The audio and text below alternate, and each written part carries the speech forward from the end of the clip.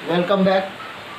आज हम संस्कृत व्याकरण का सबसे पहला बात एकदम जो बेसिक कंसेप्ट है उसके तहत कुछ चीज़ें सीखने का प्रयास करेंगे और इसका नाम देंगे बेसिक कंसेप्ट।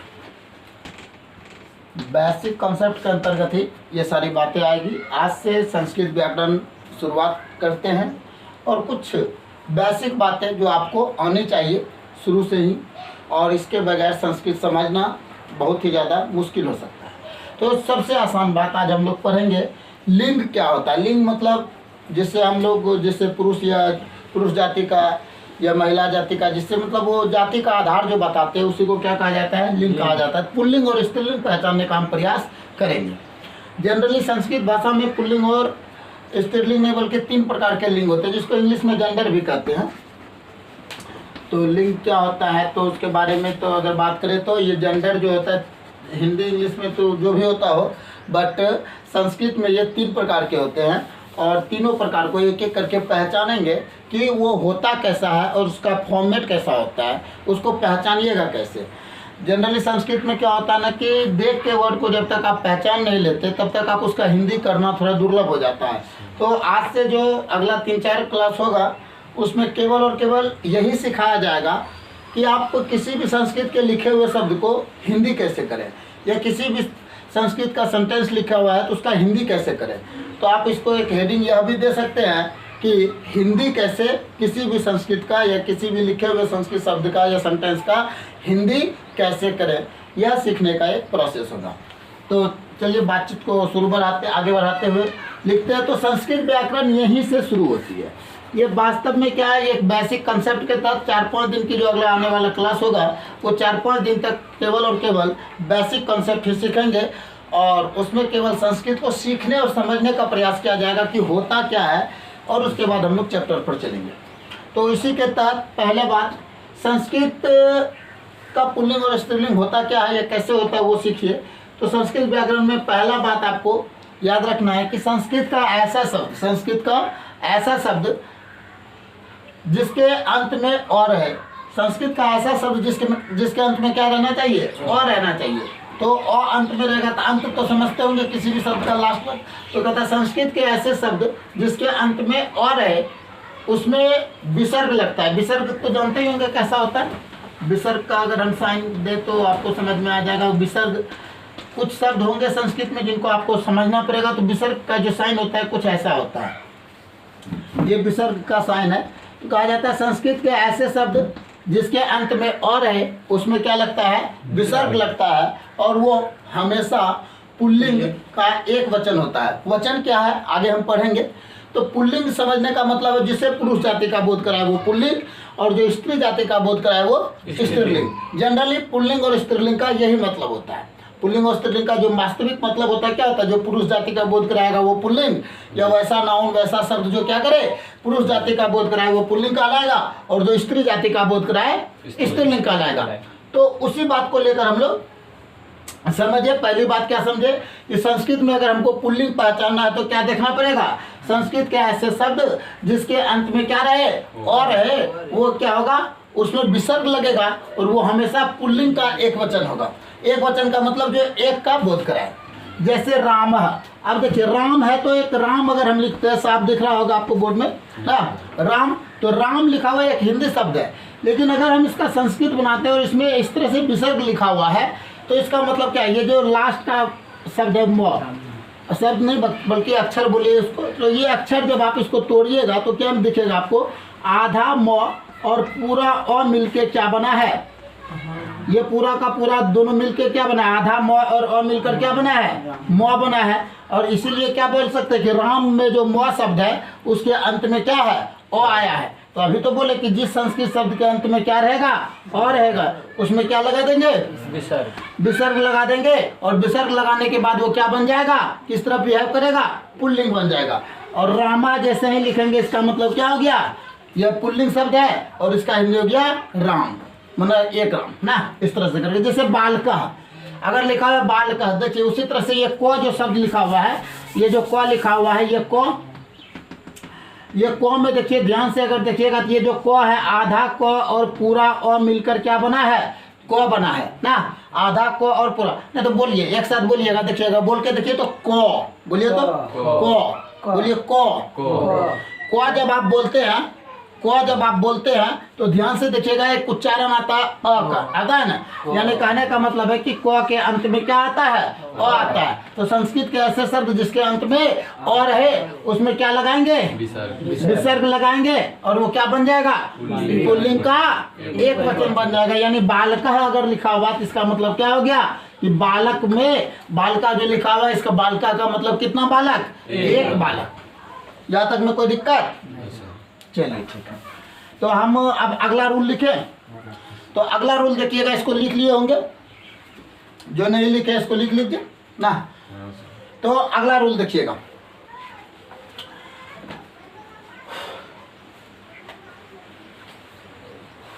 लिखना है ना इसको, नहीं सर दूसरा। चलिए देखिए लिख लिए होंगे इसको। तो दूसरा रूल हम देखते हैं, बहुत ही आसान है, ये फर्स्ट रूल था। यानी सबसे पहले हम सीखे पुल्लिंग को पहचानने का पहला तरीका सीखे कि संस्कृत का ऐसा शब्द जिसके अंत में क्या रहे और है, उसमें क्या लगेगा, विसर्ग लगेगा और वो पुल्लिंग का एक वचन होगा। अब दूसरी नंबर बात, दूसरा रूल हम देखते हैं, लिखते हैं कि संस्कृत के ऐसे शब्द जिसके अंत में क्या रहेगा, आ रहे, क्या रहे, आ रहे, उसमें विसर्ग नहीं लगता है। उसमें जो विसर्ग होता है वो क्या होता है, नहीं लगता है। उसमें विसर्ग जो है वो नहीं लगता है और वो पुल्लिंग का एक वचन नहीं बल्कि क्या होता है, स्त्रीलिंग का एक वचन होता है। वो क्या होता है, स्त्रीलिंग का एक वचन होता है। तो संस्कृत के ऐसे शब्द जिसके अंत में आर है उसमें विसर्ग नहीं लगता है। संस्कृत का ऐसा शब्द जिसके अंत में क्या रहे, आ रहे, उसमें विसर्ग नहीं लगता है और वो क्या होता है, स्त्रीलिंग का एक वचन होता है। अब एग्जाम्पल की बात करें तो क्या हो जाएगा, एग्जाम्पल में आप लिख सकते हैं कि ऐसा शब्द जिसके अंत में क्या रहेगा, आ रहेगा। जैसे हम लिखते हैं एग्जाम्पल में क्या लिख देंगे, सीता। अब देखिए ध्यान से, ये जो तो शब्द है, तो अक्षर है, तो के अंत में क्या आ रहा है, आधा तो और आ मिलकर क्या बन रहा है, ता बन रहा है क्या, यानी साफ है कि इस तो के लास्ट में क्या आ रहा है, आ रहा है। तो ये जो शब्द है, सीता नाम का जो शब्द है, ये स्त्रीलिंग है। तो बताइए कि संस्कृत के ऐसे शब्द जिसके लास्ट में क्या रहेगा, आकारांत रहेगा या आ रहेगा, वो क्या कहलाएगा, वो स्त्रीलिंग का एक वचन कहलाएगा। और साफ पता चलता है सीता नाम है तो मतलब ये लड़की का ही नाम होगा, किसी लड़के का नाम तो सीता नहीं हो सकता। इसलिए संस्कृत का ऐसा शब्द जिसके अंत में क्या रहे, आकारांत रहे, वो स्त्रीलिंग का एक वचन कहलाएगा, स्त्रीलिंग का एक वचन कहलाएगा। तो एग्जांपल हम लिख दे रहे हैं, समझिएगा एग्जांपल फटाफट। तो सीता, गीता, लता इत्यादि, इस तरह से करके जो भी है वो सारा आप लिख लीजिए। लिखिए फटाक से।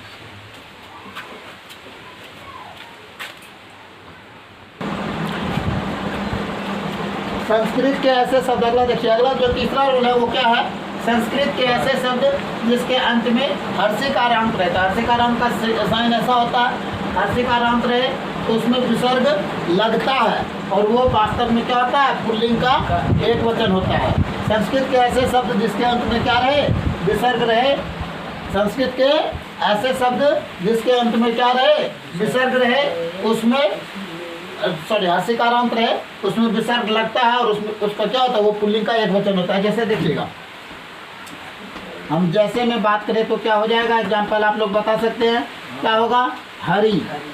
अब देखिए हरि एक पुल्लिंग शब्द भी है और हर्षिकारांत रहने की वजह से इसमें क्या लगाएंगे, विसर्ग लगाएंगे और ये इसका जो अर्थ आएगा क्या आएगा, विसर्ग लगने के बाद ये संस्कृत का एक शब्द बन गया हरि, जिसका एक नाम है ना, जिसका मतलब है कि एक, इसकी संख्या क्या होगी, एक होगी। कपि, कवि, रवि,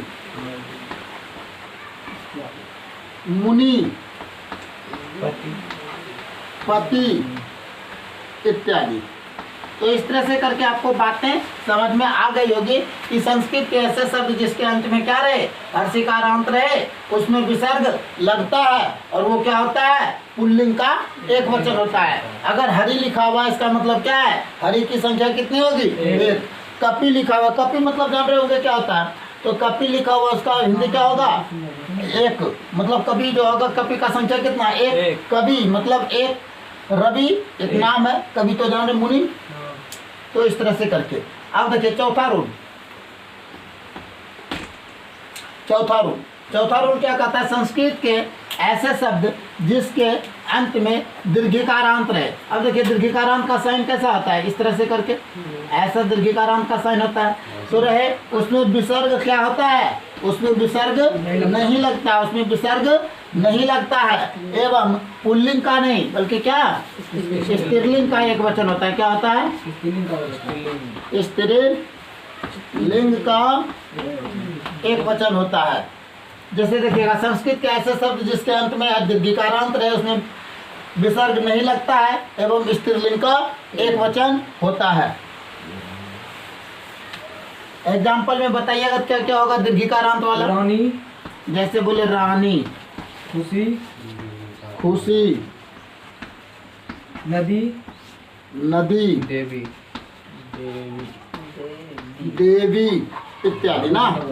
इस तरह से करके कुछ भी तो याद रह गया होगा। संस्कृत के ऐसे शब्द जिसके अंत में दीर्घिकारांत रहे, उसमें विसर्ग नहीं लगता है और वो क्या होता है? स्त्रीलिंग का एक वचन होता है। चलिए फिर पांचवा फॉर्म देखते हैं। पांचवा रूल क्या होता है? तो संस्कृत के ऐसे शब्द जिसके अंत में क्या रहे? हर्षुकारांत रहे। क्या रहेगा? हर्षुकारांत तो जानते होंगे। इस तरह से हर्षऊ जिसको बोलते हैं आप। संस्कृत के ऐसे शब्द जिसके अंत में हर्षुकारांत रहे, उसमें विसर्ग लगता है एवं वो पुल्लिंग का एक वचन होता है। वो क्या होता है? पुल्लिंग का एक वचन होता है। पुल्लिंग का एक वचन होता है। जैसे रानी, खुशी, नदी, देवी इत्यादि, ये सब का सब क्या है? ये सब का सब क्या है? जैसे संस्कृत के ऐसे शब्द जिसके अंत में हर्षुकारांत रहे, उसमें विसर्ग लगता है एवं पुल्लिंग का एक वचन होता है। जैसे क्या हो गया? साधु, जैसे हम एग्जाम्पल में लिखे तो क्या हो जाएगा?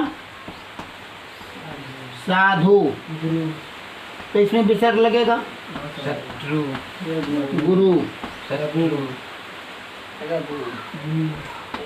रघु, शत्रु,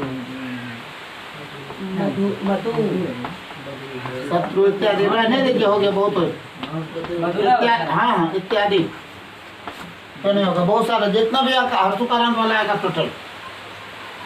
तो ये बात समझ में आ गई होगी ना? यस। चलिए अगले रूल पर चलते हैं। छठे नंबर रूल पे। संस्कृत के ऐसे शब्द जिसके अंत में दीर्घिकारांत रहे, दीर्घिकारांत का सेवन ऐसा होता है तो उसमें विसर्ग नहीं लगता है और वो क्या होते हैं? एवं पुल्लिंग का क्या होता है? सॉरी स्त्रीलिंग का एक वचन होता है। ऐसा उल्टा हो रहा है, क्या बात है?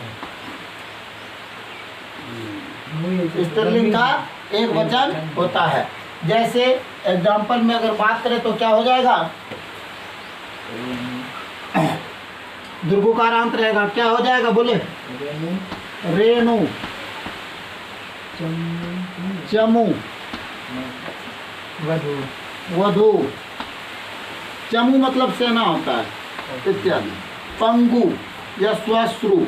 अब देखिए हमें आपको बताना चाहेंगे यहाँ पर दीर्घिकारांत देने पर श्वश्रु में जैसे दीर्घिकारांत दे दिए तो इसका हिंदी हो गया। श्वश्रु में दीर्घिकारांत देने पर इसका हिंदी होता है सास। ठीक। और अगर श्वश्रु में हर्षुकारांत है तो उसका हिंदी होता है ससुर। ठीक। सास ससुर का अंग्रेजी समझ रहे हैं ना? संस्कृत तो सास का दीर्घिकार श्वश्रु में दीर्घिकार देंगे तो सास और हर्षुकार देंगे तो ससुर। तो यहाँ पर दीर्घिकारांत वाला देना है इत्यादि। ये अच्छा सास का भी पुल्लिंग तो हो नहीं सकती? हो सकती है क्या? जैसे ये स्त्रीलिंग हो गया। ये वधु, रेणु, ये सब वधु मतलब होता है दुल्हन ना। तो वधु भी कभी भी पुल्लिंग नहीं हो सकती। तो ये दीर्घिकारांत वाले जितने शब्द होते हैं वो सब के सब क्या होते हैं? स्त्रीलिंग होते हैं। अब देखिए अगला रूल जो थोड़ा अजीब है। अब हम लोग पुल्लिंग और स्त्रीलिंग पहचानना सीख गए ना? गप नहीं करिए। हम लोग पुल्लिंग और स्त्रीलिंग पहचानना सीख गए। पुल्लिंग क्या होता है? संस्कृत के ऐसे शब्द जिसके अंत में और है, तो वो क्या होगा? पुल्लिंग का एक वचन और उसमें विसर्ग लगेगा। अगर संस्कृत का ऐसा शब्द जिसके लास्ट में आकारांत रहेगा, उसमें विसर्ग नहीं लगेगा और वो स्त्रीलिंग होगा। संस्कृत का ऐसा शब्द जिसमें हर्षिकारांत रहेगा, उसमें विसर्ग लगेगा और वो पुल्लिंग का एक वचन होगा। संस्कृत का ऐसा शब्द जिसमें दीर्घिकारांत रहे, वो स्त्रीलिंग का एक वचन होगा और उसमें विसर्ग नहीं लगेगा। संस्कृत का ऐसा शब्द जिसके अंत में हर्षुकारांत रहेगा, वो पुल्लिंग का एक वचन होगा और उसमें विसर्ग लगेगा। संस्कृत का ऐसा शब्द जिसमें दीर्घकारांत रहे, उसमें विसर्ग नहीं लगेगा और वो स्त्रीलिंग का एक वचन होगा। यहाँ तक तो समझ में आ गया होगा कि पुल्लिंग और स्त्रीलिंग क्या होता है। पुल्लिंग और स्त्रीलिंग अगर एक वचन में पहचान, हम केवल शुरुआती समय में आपको एक वचन में पहचानवाएंगे और बाद में फिर जब उसको हम पढ़ने लगेंगे, तो जब हम चैप्टर के साथ पढ़ेंगे, ये तो बेसिक कॉन्सेप्ट है, केवल चैप्टर के साथ जब हम पढ़ेंगे तो वहाँ पर उसको विस्तारित रूप से 10 दिन 5 दिन में पढ़ेंगे। लेकिन अभी केवल समझने के ख्याल से, बहुत कब करता है, क्लास से बाहर कर देंगे। अब देखिए तीसरा जो सिस्टम है, अब 7वां, ये छठा रूल था, ये 7वां रूल या 7वां तरीका जो है वो हम लोग पहचानेंगे। अब पुल्लिंग और स्त्रीलिंग आप लोग पहचान लीजिएगा। अब हम दूसरे लिंग पर चलते हैं जिसका नाम है नपुंसक लिंग। तो उसको कैसे पहचाना जाए, उसके लिए आइए देखते हैं।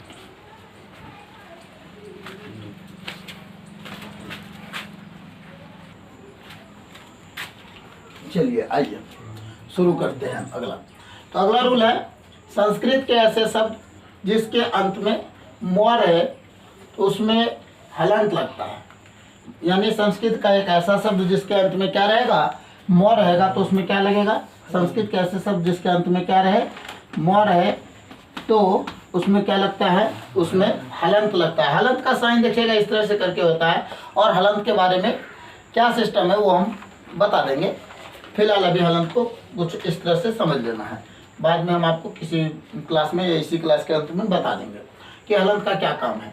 तो कहता है कि संस्कृत के ऐसे शब्द जिसके अंत में मोर है उसमें क्या लगेगा? हलंत लगेगा, और वो नपुंसक लिंग का एक वचन कहलाएगा। या वो क्या होगा? और नपुंसक लिंग का वो क्या कहलाएगा? एक वचन। यानी कहने का मतलब है कि संस्कृत एक ऐसा शब्द है, संस्कृत का एक ऐसा शब्द जिसके लास्ट में क्या रहेगा? मोर रहेगा, वो क्या कहलाएगा? वो नपुंसक लिंग का शब्द कहलाएगा। जैसे देखिए हम लिखते हैं पुस्तक। अच्छा, नपुंसक लिंग होता क्या है ये आप पहले समझिए। जैसे पुल्लिंग हम बताए थे आपको कि जिससे पुरुष जाति का बोध होगा वो पुल्लिंग होगा, जिससे स्त्री जाति का बोध होगा वो स्त्रीलिंग होगा ना। वो तो जनरल सी बात थी, सिंपल बात थी, वो सब आप पहचान लेते हैं।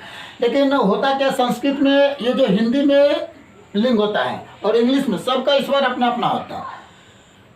इंग्लिश के हिसाब से कुछ और मीनिंग आएगा नपुंसक लिंग का, हिंदी के हिसाब से कुछ और, संस्कृत के हिसाब से कुछ।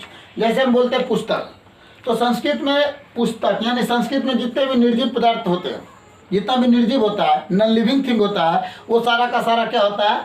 नपुंसक लिंग कहलाता है। जैसे देखिए पुस्तक, किताब निर्जीव है, कमल एक पुष्प जिसको बोलते हैं, पुष्प, फल, इस तरह से करके कुछ भी, ठीक ना। तो ये सब का सब क्या है? नपुंसक लिंग है। तो लेकिन अगर हिंदी में बात करें तो किताब क्या है? स्त्रीलिंग है, आप लोग को पता होगा ना। किताब स्त्रीलिंग है, कलम स्त्रीलिंग है ना।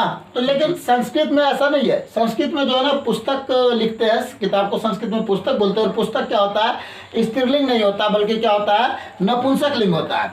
और कलम, पुस्तक, पुष्प, फल, इस तरह से करके जितना भी होता है ये सारा का सारा क्या होता है? नपुंसक लिंग होता है। और इसके अंत में क्या लगता है? मो लगता है। यानी नपुंसक लिंग को बनाने के लिए अंत में क्या लगाते हैं? मो लगाते हैं। अच्छा, सब में मो लगा देंगे क्या? अच्छा, हम राम में मो लगा के नपुंसक लिंग बना देंगे, रामम, तो ये नपुंसक लिंग बन जाएगा क्या? नहीं, ये नपुंसक लिंग नहीं बनेगा, ये नपुंसक लिंग नहीं बनेगा। क्यों भाई? क्योंकि ये तो नाम है, ये तो आपको पता है कि राम किसी लड़के का नाम होता है, और जो लड़का का नाम होगा वो क्या होगा? वो पुल्लिंग कहलाएगा। तो उसको आप नपुंसक लिंग नहीं बना सकते। लड़का को नपुंसक लिंग कैसे बना दीजिएगा? लड़का का मतलब है वो पुल्लिंग होगा ना। तो बात समझ में आ गई होगी। लेकिन यहाँ पर संस्कृत भाषा में नपुंसक लिंग वैसा वस्तु कहलाता है या वैसी चीज कहलाती है जो क्या हो? नॉन लिविंग थिंग हो, यानी निर्जीव पदार्थ हो।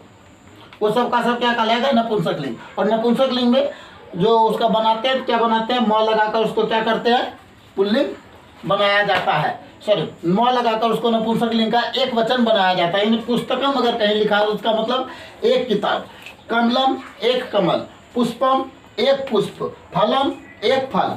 इन याद रखना है एक छोटा सा बात भी साथ में कि मम एक ऐसा शब्द है संस्कृत का, मम एक ऐसा शब्द है संस्कृत का जो जिसके अंत में म रहने पर भी, जिसके अंत में म रहने पर भी उसमें हलंत नहीं लगता है। अब क्यों नहीं लगता ये भी किसी क्लास में बताएंगे, इस क्लास में तो नहीं बताएंगे, तो आगे क्लास देखते रहिएगा। तो मम संस्कृत का एक ऐसा शब्द है जिसके अंत में म रहने पर भी उसमें हलंत नहीं लगता है। और हम अगर आप गलती से भी उसको लिख लेते हैं, मम में हलंत लगा देते तो वो क्या हो जाएगा, गलत हो जाएगा। तो संस्कृत के ऐसे शब्द जिसके अंत में जनरली म रहता है वो सब में क्या लगाना है, हलंत लगाना है। और अगर हलंत नहीं लगाते तो वो क्या हो जाएगा, गलत हो जाएगा। तो हम जरा सा इसको ऊपर मिटा के इसको लिखने का प्रयास करते, इसको लिख लिया है ना, तो हम ऊपर थोड़ा सा लिखने का आपको प्रयास करते हैं कि समझाने का कि मम क्या है। चलिए समझिएगा, मम को अगर आप इस तरह से लिखते हैं, मम का हिंदी होता है मेरा, मम का हिंदी क्या होता है, मेरा या मेरी। और मम एक ऐसा शब्द है संस्कृत का जिसमें कि अगर आप गलती से भी मम में हलंत लगा दिए तो ये क्या हो जाएगा, ये आपका गलत हो जाएगा। यानी मम में हलंत नहीं लगता है, मम को बगैर हलंत का लिखना पड़ता है। तो आज का क्लास जो था इतना ही रहेगा, इससे ज़्यादा नहीं चलेगा। तो अगले क्लास में हम लोग बातचीत करेंगे और भी इसको विस्तारित रूप से या बृहद पैमाने पर, तो अगले क्लास में फिर मिलेंगे। तो आज हमने केवल इतना ही सीखा कि पुल्लिंग, स्त्रीलिंग और नपुंसकलिंग को पहचानने का एक वचन क्या है। यानी अगर कोई पुल्लिंग है और उसकी संख्या 1 है तो कैसे पहचानेंगे, कोई वस्तु स्त्रीलिंग है और उसकी संख्या 2 है तो कैसे पहचानेंगे, कोई वस्तु नपुंसकलिंग और उसकी संख्या 1 है तो कैसे पहचानेंगे। मतलब पुल्लिंग, स्त्रीलिंग, नपुंसकलिंग तीनों का एक एक वचन पहचानने के लिए हम लोगों ने सीखा। तो जाते जाते एक बार अंतिम बार क्या क्या पढ़े वो ध्यान में ला लेते हैं। संस्कृत का ऐसा शब्द जिसके अंत में और है वो पुल्लिंग का एक वचन कहलाएगा। संस्कृत का ऐसा शब्द जिसके अंत में आकारांत रहे वो पुल्लिंग का स्त्रीलिंग का एक वचन कहलाएगा और उसमें विसर्ग नहीं लगेगा। संस्कृत का ऐसा शब्द जिसके अंत में हर्षिकारांत रहे वो पुल्लिंग का एक वचन कहलाएगा और उसमें विसर्ग लगेगा। संस्कृत का ऐसा शब्द जिसके लास्ट में दीर्घिकारांत रहे वो पुल्लिंग का स्त्रीलिंग का क्या कहलाएगा, एक वचन कहलाएगा और उसमें विसर्ग नहीं लगेगा। यानी अ है तो लगेगा, आ है नहीं लगेगा। यानी अ वाला पुल्लिंग, आ वाला स्त्रीलिंग, हर्षिकारांत वाला पुल्लिंग, दीर्घिकारांत वाला स्त्रीलिंग, हर्षुकारांत वाला पुल्लिंग, दीर्घुकारांत वाला स्त्रीलिंग, और अंत में जिसके लास्ट में म रहेगा वो नपुंसकलिंग। वो क्या हो जाएगा, नपुंसकलिंग। तो फिर अगले क्लास में मिलते हैं जिसमें हम पढ़ेंगे कि पुल्लिंग का द्विवचन कैसे पहचानेंगे, बहुवचन कैसे पहचानेंगे, एक स्त्रीलिंग का द्विवचन कैसे पहचानेंगे, बहुवचन कैसे पहचानेंगे, और स्त्रीलिंग का नपुंसकलिंग का एक वचन द्विवचन कैसे पहचानेंगे और बहुवचन कैसे पहचानेंगे। और भी क्लासेस जैसे वचन क्या होता है, पुरुष क्या होता है, या अगले क्लास में हम लोग इस सारी चीज़ों पर चर्चा करेंगे। तब तक के लिए इतना ही, धन्यवाद।